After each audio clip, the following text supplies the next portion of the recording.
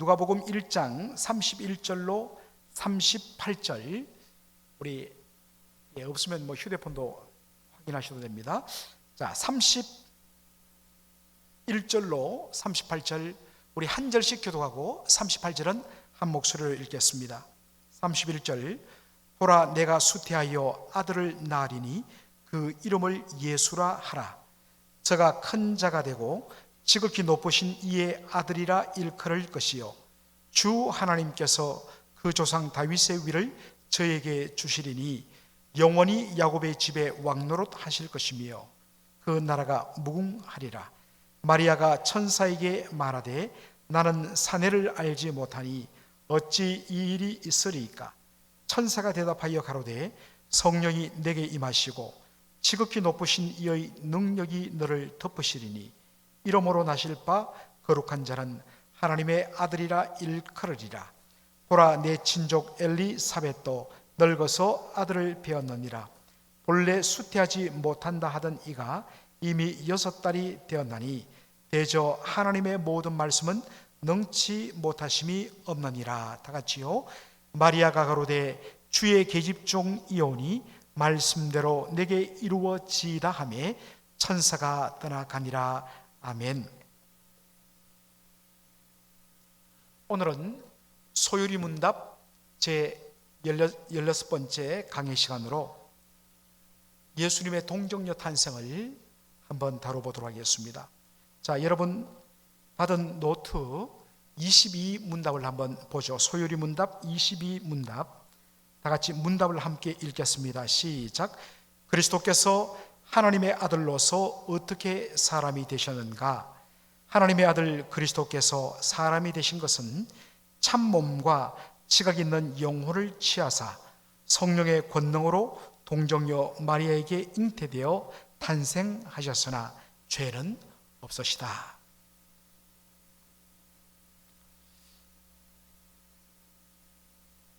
많은 분들에게 묻습니다. 물어보면 예수님에 관하여서 가장 받아들이기 어려운 부분이 뭐였느냐? 이 질문은 예수 믿지 않는 사람들에게는 말할 것도 없고 이미 예수님을 주님으로 고백한 분들에게 당신이 예수 믿기 전에 복음을 들었을 때에 성경의 이야기를 들었을 때에 가장 받아들이기 어려웠던 것이 무엇이냐? 그렇게 물으면 지금이야 당연히 믿습니다만 하면서 이구동성을 하는 이야기가 뭐냐? 바로 동정녀 탄생이란 것입니다. 제가 이 부분을 한번 설교 시간에도 한번 제가 언급한 것 같은데요.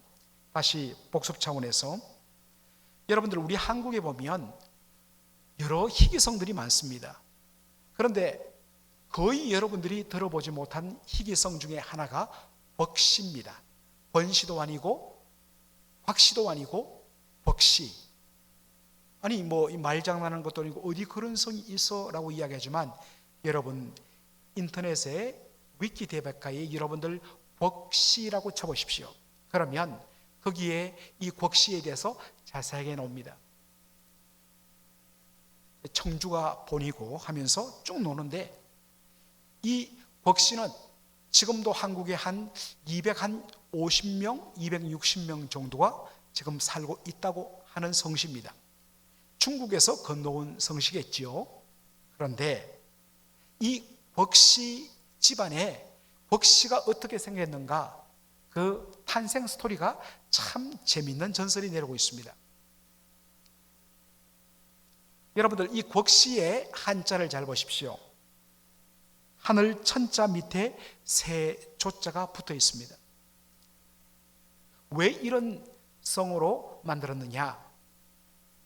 어느 날 이 곽씨의 조상이 되는 이 할머니 처녀가 처녀 시절에 빨래터에서 빨래를 하고 있는데 갑자기 하늘에서 커다란 새가 내려오더니 이 젊은 처자를 탁 날개로 치고 하늘로 올라가더란 것입니다.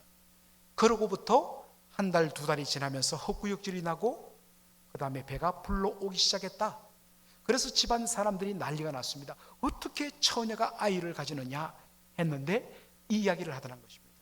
빨래터에서 빨래를 하고 있는데 하늘에서 새가 내려와서 날개로 나를 치고 올라가는 바람에 그로부터 아이가 생기게 되었다. 이게 벅시 바로 집안의 스토리입니다. 여러분들 부부 관계 없이 여자 혼자, 처녀 혼자 아이를 가지는 것, 임신하는 것은 의학적으로 불가능한 일.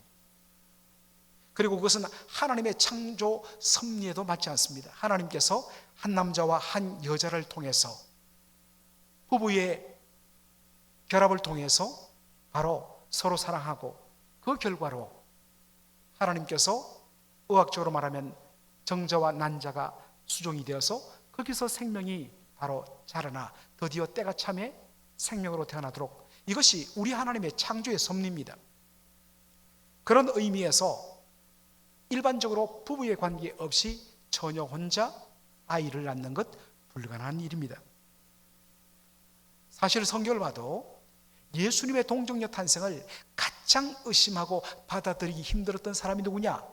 바로 예수님의 모친이 되는, 쉽게 말하면 이 동정녀 탄생의 당사자가 되는 동정녀 누구였다고요? 마리아였습니다.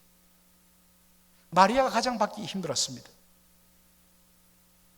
바로 오늘 여러분들 이 누가복음 1장 31절부터 우리가 읽었는데, 이것을 일명 수태고지 이야기라고 이야기합니다. 천사 가브리엘이 마리아에게 나타나서 바로 성령으로 잉태되었다. 그래서 태를 가지게 되었다. 잉태하게 되었다는 것을 고지, 알려주는 이야기를 해서 수태고지 이야기라고 이야기합니다. 천사 가브리엘이 은혜 받은 자요 라고 이야기하면서 너에게 아들이 있을 것이라 이야기했을 때 동정녀 마리아의 반응이 어땠습니까? 자, 여러분들 우리가 이미 읽었지만 누가복음 1장 34절에 거기에 뭐라고 되어 있습니까? 나는 누구를 알지 못하니? 나는 사내를 알지 못하니. 그죠? 사내를 알지 못하니 어찌 이 일이 있으리까? 여러분 누구의 말이라고요? 마리아의 말입니다. 여러분 여기에 나는 사내를 알지 못한다. 왜 알지 못한다고 이야기했을까요? 여러분 히브리어로나 헬라어로 안다는 말은 어떠한 용도로 쓰이는가 한번 보도록 하겠습니다. 자, 먼저 2번 답을 좀 뛰어넘어서 4번 보시면 3번이 빠졌네요. 여러분 창세기 4장 1절에 보면 이런 표현이 있죠. 아담이 그 아내 하와와 모함에 동침함에 누구를 낳았습니까? 누구를 낳았어요? 권사님 누구를 낳았어요? 가인을 낳았죠. 가인. 너무 쉬우니까 대답도 이제 안 하시는데 가인을 낳았습니다. 자, 그런데 여러분들 가장 오래된 영어 성경인 킹 제임스 버전을 보면 창세기 4장 1절이 되어 있습니다. Adam knew Eve his wife. 아담이 그의 아내 이브를 뭐 했다고요? 알았다라고 되어 있습니다. 그런데 우리 한글 성경은 뭐라고 번역했습니까? 동침했다, 부부관계를 가졌다, 이렇게 표현하고 있습니다. 틀렸잖아요. 예, 바로 이것입니다. 헬러나 히브리어로 안다는 말은 어떠한 것을 인지하다, 바로 인식하다라는 뜻도 있지만 안다는 말씀 속에는 바로 부부가 부부 관계를 갖다 동침하다라는 뜻도 있다는 것입니다. 그래서 여러분 이번에 안다는 말의 의미는 뭐라고요? 무슨 의미라고요? 동침의 의미입니다. 부부 관계를 가진다는 것입니다. 따라서 마리아가 나는 사내를 알지 못한다 말은 뭐겠습니까? 나는 지금까지 어떠한 남자와도 관계를 갖지 않았단 말입니다. 그래서 벌전, 동정녀란 말입니다. 그런데 어떻게 내가 아이를 가질 수 있습니까? 여러분 마리아는 이 번호가 바뀌어버렸네요. 3번. 마리아는 지극히 상식적이고 그 다음에 어떠한 지식으로, 과학적인 혹은 의학적인 지식을 가지고 지금 천사를 반박하고 있습니다. 따라서 동정녀 탄생을 가장 믿지 못했던 사람 중에 한 사람이 누구냐? 바로 당사자인 동정녀 마리아였습니다. 내가 사내를 알지 못하는데 어떻게 아이를 가질 수 있겠습니까? 자, 그때 천사 가브리엘이 설득을 합니다. 오늘 우리 본문에서 읽은 것을 정리하면 1번, 마리아, 네가 아이를 가지게 되는 것은 누구에 의한 것이라고요? 성령에 의한 것이라고 이야기합니다. 성령에 의해서 네가 잉태되었다라고 이야기하고 있습니다. 그러면서 어떻게 내가 성령으로 잉태될 수 있습니까? 라고 이야기했을 때 천사 가브리엘이 제시한 말씀은 누가복음 1장 37절이었습니다. 다 같이 우리 한번 읽도록 하죠. 시작.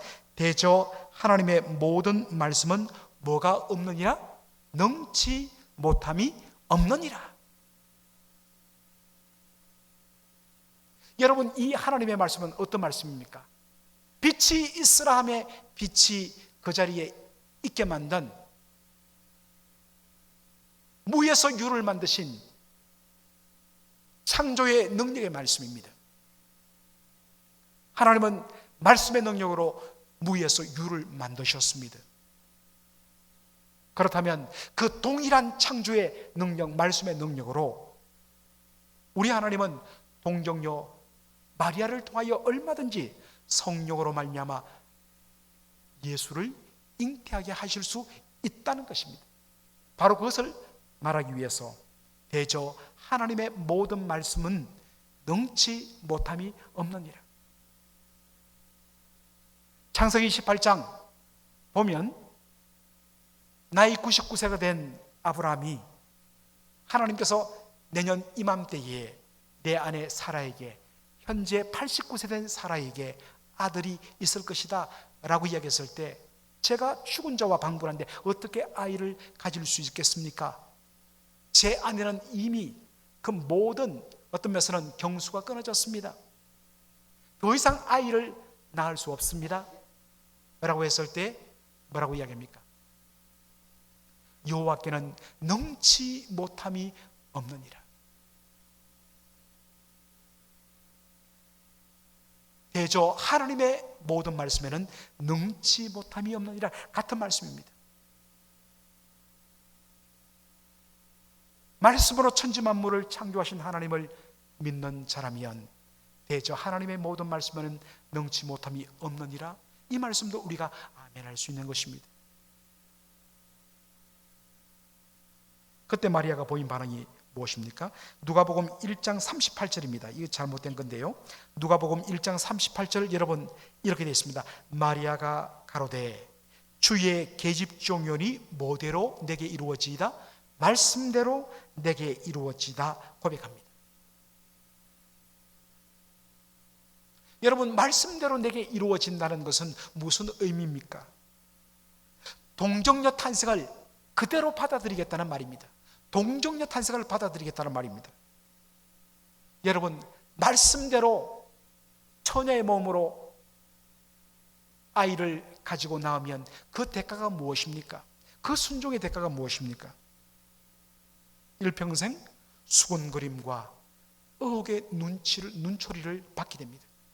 그 누가 성령으로 예수를 낳았다고 하는 것을 누가 사람들이 받아주겠습니까? 말씀대로 내게 이루어지다 하는 이 순종의 고백은 어마어마한 헌신을 그 뒤에 두고 있는 것입니다. 4번, 그럼에도 불구하고 그가 받아들인 것은 무슨 이유일까요? 자신의 존재에 대한 인정 때문입니다.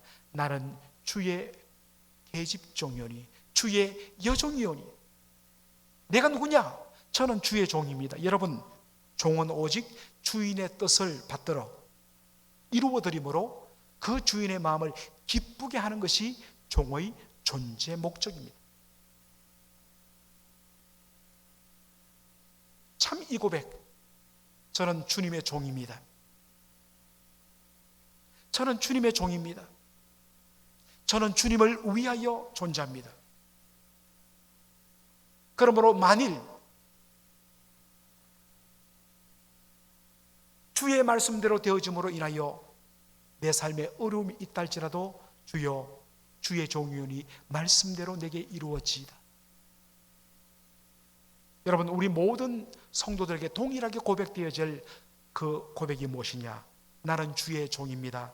그러므로 주의 뭐대로 하옵소서, 주의 말씀대로, 주의 뜻대로 하옵소서. 이것이 우리의 신앙 고백입니다.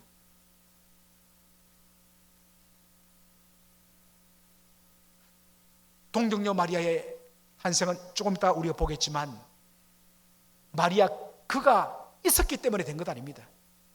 하나님은 얼마든지 다른 여인을 통해서 하나님은 이 일 하시고 마침내 하시고 말 것입니다. 그런데 이 일에 바로 부름받았을 때 마리아는 순종했습니다. 저를 쓰십시오. 제가 어떠한 오해를 받고 억울한 일을 당한다 할지라도 기꺼이 이것이 주의 뜻을 이루는 일이라면 제가 순종하겠습니다. 이것이 바로 믿음의 아름다운 자세라는 것입니다. 그런 의미에서 우리가 마리아의 이 믿음을 우리가 귀하게 여기고, 그런 믿음 저도 가지겠습니다 고백할 수 있는 것이죠. 그런 의미에서 우리는 마리아를 존중하고 존경합니다. 그런데 문제는 이 로만 가톨릭 교회가 한 걸음 더 나갔습니다. 자, 1번 보면 로만 가톨릭 교회에는 성모 무흠 잉태교리라는 것이 있습니다. The Doctrine of the Immaculate Conception. Conception이란 것은 바로 임신, 잉태란 말이죠. Immaculated. Immaculate, 라틴에서 온 건데요, 임이란 것은 낫을 의미하고, 바로 maculate란 말은 바로 흠이 많다, 추하다, 더럽다, 죄가 가득하다, 그런 뜻입니다. 그런데 그 앞에 임이 붙었어요. 무음하다는 것입니다. 다시 말해서 마리아가 어떤 상태에서, 무죄한 상태에서, 마리아가 무죄한 혹은 무흠한 상태에서, 그러한 깨끗한 상태에서 그가 예수님을 잉태했다라고 이야기합니다. 그래서 로마 가톨릭 교회는 마리아를 거의 어떤 면에서는 하나님과 예수 그리스도와 동등한 그러한 위치로 끌어올립니다. 우리는 마리아의 귀한 믿음을 존경합니다. 그리고 우리가 그와 같은 믿음을 따르기를 원합니다. 그러나 이러한 주장은 우리가 따를 수 없지요. 2번 보시면 예수님의 탄생과 관련한 성경의 일관된 강조점, 여러분 여기에 초점 맞추셔야 돼요. 마태복음이라든지 누가복음이라든지 예수님의 탄생에 대해서 이야기할 때 일관적으로 성경이 강조하는 것은 뭐냐? 그것은 동정녀 탄생. 죄송합니다. 사실 오늘 제가 제목을 걸어놓으면서 달고 보니까 잘못 달았다는 생각이 듭니다. 동정녀 탄생이 아니라, 동정녀 탄생은 팩트 맞습니다. 팩트 맞습니다. 그러나 성경의 예수님 탄생의 핵심은 동정녀 탄생이 아닌 뭐에 의한 잉태를 가리키는 겁니까? 성령에 의한 잉태란 것입니다. 거기에 방점이 적혀 있습니다. 다만 마리아의 순종을 사용하셨을 뿐입니다. 귀한 순종입니다. 그러나 예수님이 이 땅에 바로 온전한 그러한 사람의 몸을 입고 이 땅에 오실 수 있었던 이유는 성령에 의하여 잉태되었기 때문이라는 것입니다. 초점은 성령님께 있습니다. 따라서 3번 동정녀 탄생은 마리아의 무흠성, 마리아의 흠이 없는 것, 그리고 그의 순결성, 그리고 그의 위대함을 드러내는 데 초점이 있지 않습니다. 예수님의 동정녀 탄생은 예수님의 잉태가 전적으로 누구의 능력으로? 성령의 능력으로, 하나님의 능력으로 이루어짐을 강조하기 위한 것이 뭐냐? 동정녀 탄생이라는 것입니다.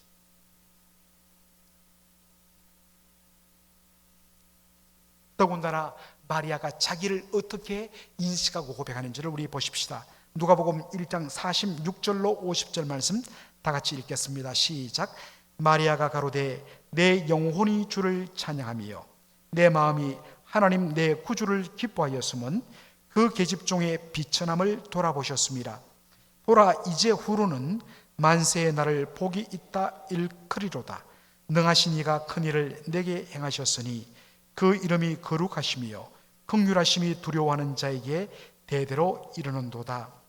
여러분, 하나님께 대한 마리아의 고백을 한번 보시기 바랍니다. 마리아가 하나님을 어떻게 고백합니까? 하나님, 나의 뭐라고요? 나의 구주. 하나님, 내 구주. God, my Savior. 하나님은 나의 구주십니다. 하나님을 나의 구주로 고백한다는 이 말은 무슨 의미를 담고 있습니까? 3번, 자신은 하나님의 구원의 은혜가 절대적으로 필요한 누구라는 고백이 담겨 있습니까? 하나님의 구원이 필요한 사람이 누굽니까? 누가 구원이 필요하죠? 죄인이 필요하죠. 잘 말씀하셨어요.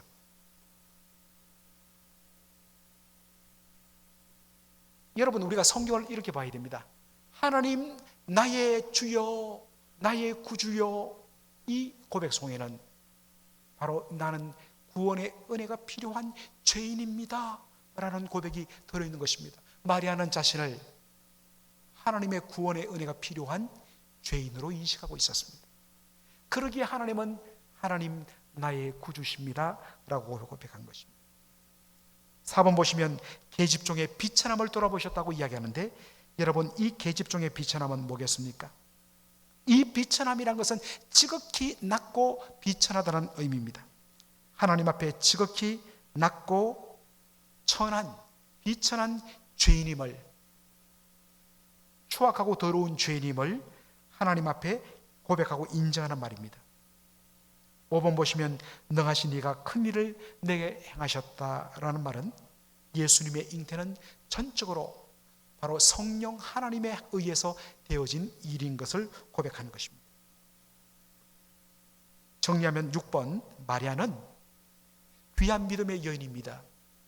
예수님의 어머니십니다. 그러나 우리와 동일한 성정을 가진 인간이요, 첫사람 아담의 타락한 본성을 물려받은 누구란 것입니까? 죄인이란 것입니다. 아마 이 로마 가톨릭 교회에서 들으면 아마 기절초풍할 일이지만 우리는 성경이 가르치는 고백 따라 그대로 고백합니다. 7번, 다만 자신을 통해서 예수님을 태어나게 하시려는 하나님의 뜻을 받아들이고 순종한 어떤 여인? 믿음의 여인이었다는 사실입니다. 얼마나 이것이 귀한지 몰라요. 그런 의미에서 우리가 마리아를 본받을 필요가 있다는 것입니다. 이제 여러분 정리가 되었죠? 바로 이 마리아의 순종과 성령의 역사심으로 말미암아 예수님이 이 땅에 온전한 참 하나님, 참 사람의 모습으로 이 땅에 오셨습니다. 자, 그래서 요한복음 1장 14절에 보면 예수님의 성육신, incarnation, 인이란 말은 아니란 말이고, 카르란 말은, 카르네, 이 말은 뭐냐면 이 고기란 뜻입니다. 몸을 뜻합니다. 육체를 뜻합니다. incarnation, 예수님께서 육신 안으로 임하셨다는 것입니다. 성육신입니다. 다 같이 요한복음 1장 14절을 읽겠습니다. 말씀이 육신이 되어 우리 가운데 거하심에 우리가 그 영광을 보니 아버지의 독생자의 영광이요 은혜와 진리가 충만하더라. 여러분, 요한복음, 정말 이 요한복음 언젠가 한번 강의하고 싶은데 이 요한복음은 얼마나 깊은지 모릅니다. 너무너무 예수님에 대해서 깊이 그렇게 고백하고 있습니다. 요한복음 1장 14절은 이렇게 시작합니다. 말씀이 육신이 되어 우리 가운데 거하심에 라고 되어 있습니다. 여러분, 여기에 말씀이 육신이 되었다, 헬라어로 되었다라는 이 헬라어 단어는 이럴 때 씁니다. 외형은 바뀌었지만 그 본질과 성품은 변하지 않음, 불변함을 드러낼 때 쓰는 단어가 뭐냐? 되었다라는 말입니다. 다시요. 말씀이 육신이 되어라는 이 말은 뭐냐면 외형은 바뀌었습니다.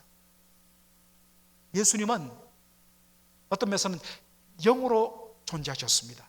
영원전부터 성부 하나님과 함께 영으로 존재하신 그분께서 우리의 구원을 위하여 말씀이 육신이 되어 우리 가운데 거하실 때에 그분은 우리와 동일한 사람의 몸을 입고 오셨기 때문에 외형은, 모습은 바뀌었지만 그분 속에 있는 신적인 본질과 신적인 성품과 신적인 영광은 어떻다고요? 하나도 변하지 않고 원래 그대로 하나님 그대로의 모든 것을 갖고 계시는 성부 하나님과 동등하신 참 하나님이십니다.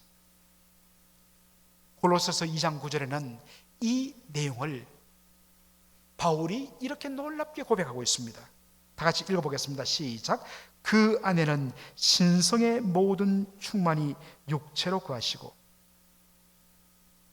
영어 성경은 좀 더 정확한데, For in Christ, 예수 안에는, 그리스도 안에는 all the fullness of deity, 바로 신성의 fullness, 충만함이 lives in bodily form, 육체적인 형태 속에서 거하고 있다, 살고 있다. 좀 이렇게 굉장히 좀 이렇게 거칠게 제가 직역을 했습니다만, 영어를 여러분 조금이라도 아시면 그저 이 구절만 봐도 느낌이 확 옵니다. 여러분 강조하지만 바울 서신은 영어로 읽어야지 그 의미가 드러납니다. 우린 한글 성경은 아무리 우리가 잘 번역했지만 우리 언어의 구조상 그 바울이 썼던, 성령으로 감동되어 썼던 그 원래의 언어의 의미를 드러내지를 못해요. 영어 성경을 여러분 꼭 옆에 두고 같이 읽으셔야 됩니다. 예수 그리스도 안에는 deity, 하나님의 신성의 fullness, 충만함이 in bodily form, 육체의 형태로 그렇게 거하신다. 얼마나 와닿는 표현입니까? 바꾸고 말하면 인간의 몸을 입고 이 땅에 오신 그리스도 예수 안에 있는 건 뭐냐? 신성이 완전히 어떻게 있다고요? fullness, 충만하게 있단 말이에요. 예수님께서 영원 전부터 성부 하나님과 함께 계실 때는 성부 하나님과 그 본체, 동등한 본체를 가지신 공동되신 하나님이었는데, 그분이 그만 사람의 몸을 취하고 사람 되어서 이 땅에 오심으로 말미암아 하나님의 영광과 하나님의 신적인 본질이 한 5%, 어떤 면에서는 깎아먹고 사라지고 좀 손해보고 95%만 있다, 그게 아닙니다. 97% 있다, 아닙니다. 99% 있다, 아닙니다. fullness of deity, 하나님의 신성에 fullness, 충만한 것이 육체 가운데 예수님이 계시지만 그분의 속에는 신성의 충만함이 그대로 100% 있단 말이에요. 그런 의미에서 말씀이 육신이 되어 우리 가운데 거하시는 그분, 비록 우리와 동일한 사람의 몸을 가지시지만 그분은 여전히 참 하나님이시요 참 사람으로 우리 가운데 거하셨다라는 걸 고백할 수 있습니다. 말씀이 육신이 되어 우리 가운데 거하심에, 그 다음에 우리가 그 영광을 보니, 누구의 영광이라고요? 아버지의 독생자의 영광이요 라고 되어 있습니다.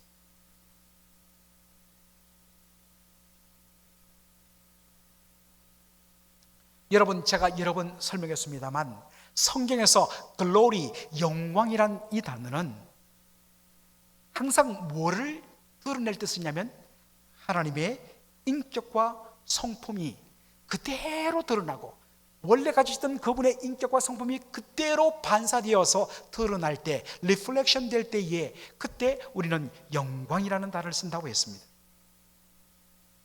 예수님은 누구신가? 사람의 몸을 입고 이 땅에 성육을 하셨지만 그분 속에는 신성의 모든 충만함이 그대로 다 있기 때문에 2번, 예수 그리스도는 신적인 본질과 성품에 있어서 성부 하나님과 어떠한 참 하나님이다? 동등한 참 하나님이다. 이게 빌립보서 2장이죠.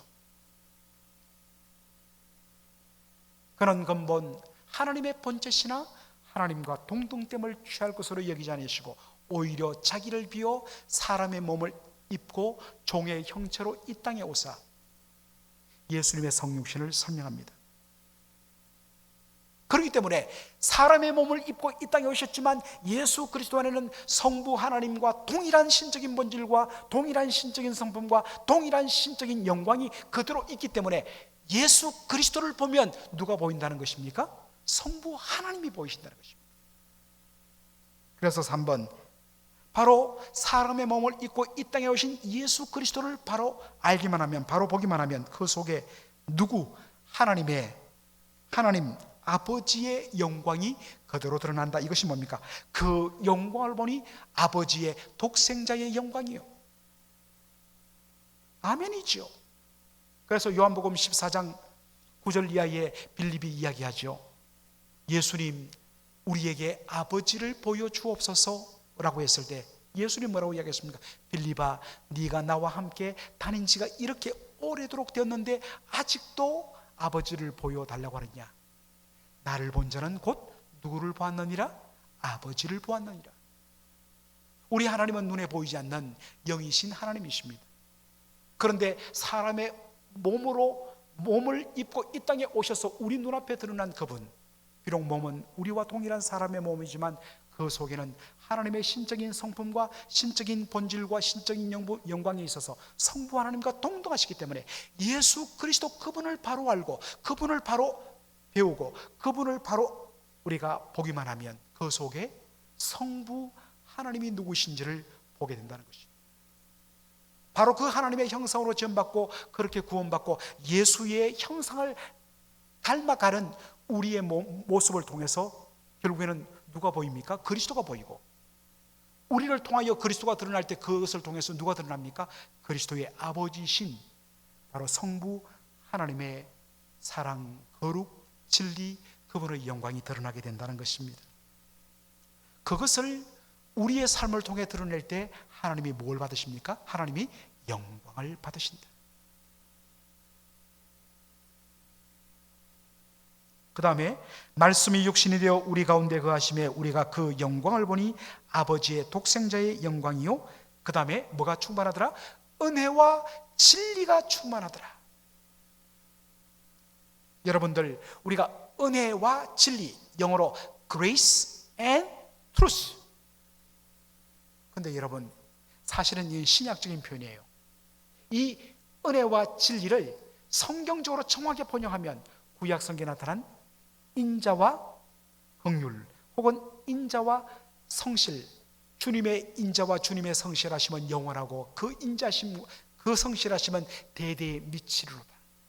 하나님의 인자심과 하나님의 성실하심, 이게 은혜와 진리입니다. 하나님이 우리에게 은혜를 베푸신다 할 때 그 하나님의 은혜의 성격은 뭐냐? 우리는 보통 은혜는 값없이 공짜로 준 거다라는 것을 우리는 은혜 개념으로 쓰는데, 원래 이것의 더 정확한 의미는 인자입니다. 여러분 다음 페이지 보면 2번 인자, 이 은혜란 말에 히브리어 헤세드라는 단어를 쓰는데 이것을 번역하기가 참 어렵습니다, 영어로. 그래서 이것을 가장 쉽고 어느 정도 확 들어오는 개념으로 번역하면 이 헤세드, 인자, 그레이스, 은혜란 이 말은 unfailing love입니다. 결코 실패하지 않는 사랑입니다.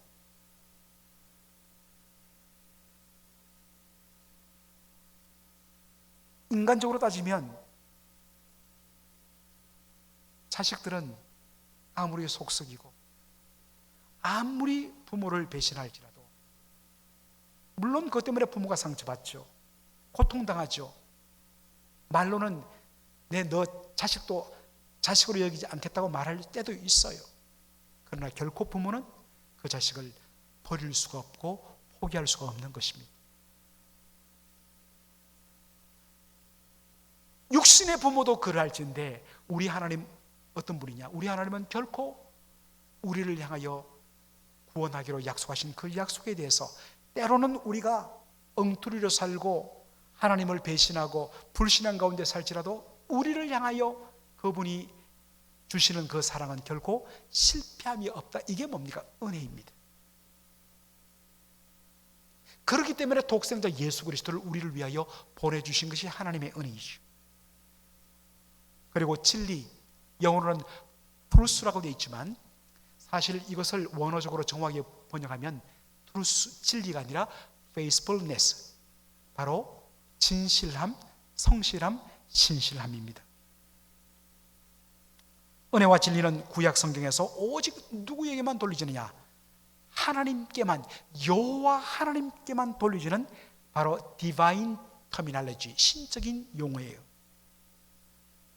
그런데 이것을 은혜와 진리가 충만하더라. 여러분, 이것을 예수 그리스도에게 사용했다는 것은 뭡니까? 예수님께서 성부 하나님과 동등하신 참 하나님 되심을 고백하는 것입니다. 따라서 요한복음 1장 14절이 강조하는 것은 예수님, 사람의 몸을 입고 이 땅에 오신 예수님은 100% 누구시면서 100% 하나님이면서 동시에 100% 사람이심을 그렇게 보여주고 있습니다. 여러분, 왜 예수님은 성령으로 잉태하사 동정녀 몸을 통해서 이 땅에 오시는 방법을 택하셨을까 하는 것입니다. 1번, 예수님이 사람의 몸을 입으시고 성육신한 이유는 우리의 무엇을 위하여 오셨다고요? 우리의 구원을 위하여 오셨다는 것입니다. 2번, 우리의 구원은 우리의 죄를 예수님이 대신 지시고 십자가에 죽으사 우리의 모든 죄값을 대신 다 지불하심을 통해서 이루어진 것입니다. 3번, 죽음을 통한 죄 문제를 해결하기 위하여 예수님에게 반드시 요구되는 것은 뭐냐? 우리와 동일한 사람의 몸을 입으셔야 했다는 것입니다. 그러나 또 하나 놓치지 않을 것은 뭡니까? 4번, 사람이 되시되 예수님이 우리의 구원자 되기 위해서는 뭐가 없어야 됩니까? 죄는 없으셔야 되는 거죠. 사람이 되시되 죄는 없어야 하기에 바로 요셉의 개입 없이 성령의 능력으로 그렇게 잉태된 것입니다. 그래서 바로 첫사람 아담의 원죄의 전가를 가로막은 것입니다. 디모데전서 2장 5절로 6절 우리 다 같이 한번 읽어보죠. 시작. 하나님은 한 분이시요 또 하나님과 사람 사이에 중보도 한 분이시니 곧 사람이신 그리스도 예수라. 그가 모든 사람을 위하여 자기를 속전으로 주셨으니 기약이 이르면 증거할 것이라.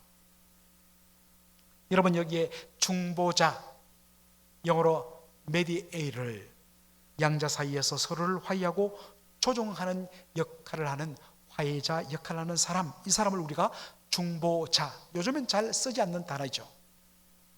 요즘엔 오히려 화해자, 중재자, 피스메이커 이런 단어를 많이 쓰는데 중보자가 같은 의미입니다.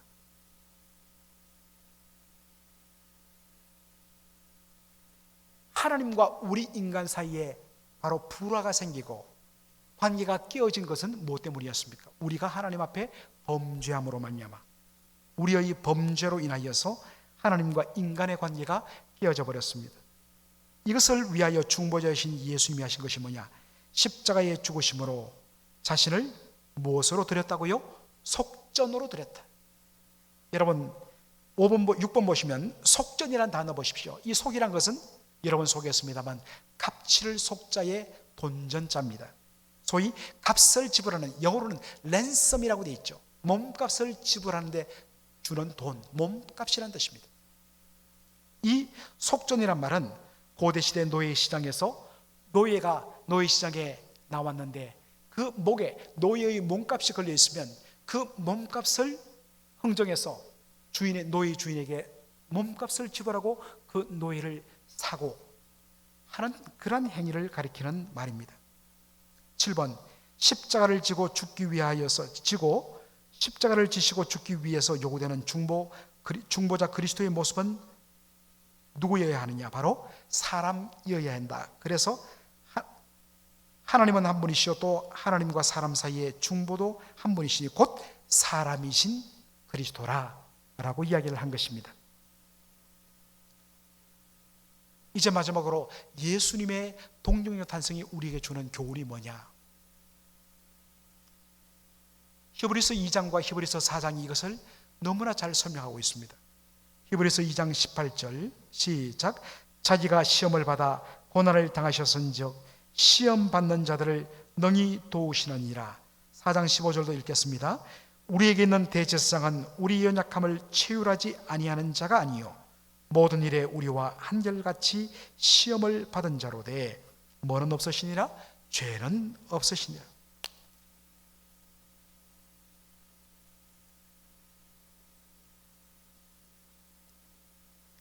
3번 보니까 성육신하신 예수님 우리의 연약함을 뭐하신다?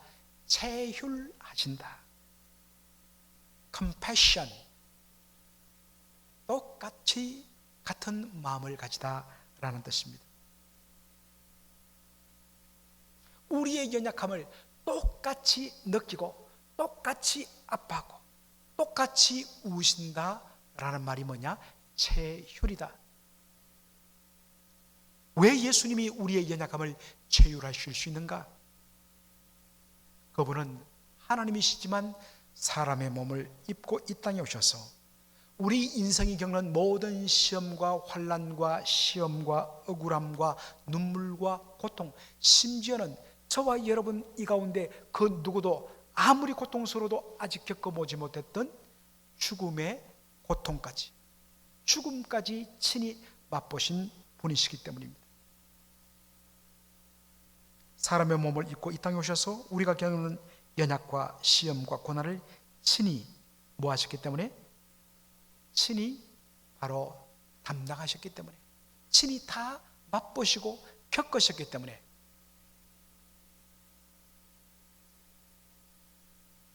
예수님께서는 우리의 눈물과 우리의 연약과 우리의 어려움을 그분은 체휼하신다.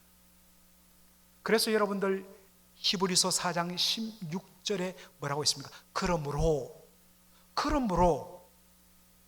긍휼하심을 받고 때를 따라 돕는 은혜를 얻기 위하여 담대히 은혜의 보좌 앞으로 나갈지니라 라고 이야기하고 있습니다.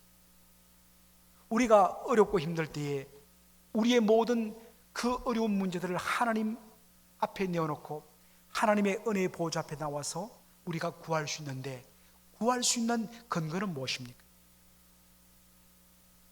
예수님께서, 우리의 연약함을 다 아시는 그 주님께서 천상에서 여전히 우리의 중보자로 계시기 때문에, 그래서 우리가 주 예수의 이름으로 하나님 앞에 구할 때에 아버지께서는 그 아들의 이름으로 구한 우리의 기도를 들으시며 때를 따라 돕는 은혜를 우리에게 주신다. 이런 위로와 긍휼이, 은혜가 우리에게 주어져 있습니다. 오늘도 마리아의 헌신과 성령의 강력한 역사로 말미암아 말씀이 육신이 돼서 이 땅에 오신 예수 그리스도, 그의 십자가와 대속의 죽음, 그 은혜로 우리가 하나님 앞에 나갈 수 있고, 또한 우리의 모든 고난을 이미 다 겪으셨기 때문에 그분은 우리를 능히 체휼하시기 때문에 도우실 수 있음을 확신하고 하나님의 은혜의 보좌 앞에 담대히 나가는 저와 여러분 되기를 주의 이름으로 축원합니다. 아멘. 기도하겠습니다.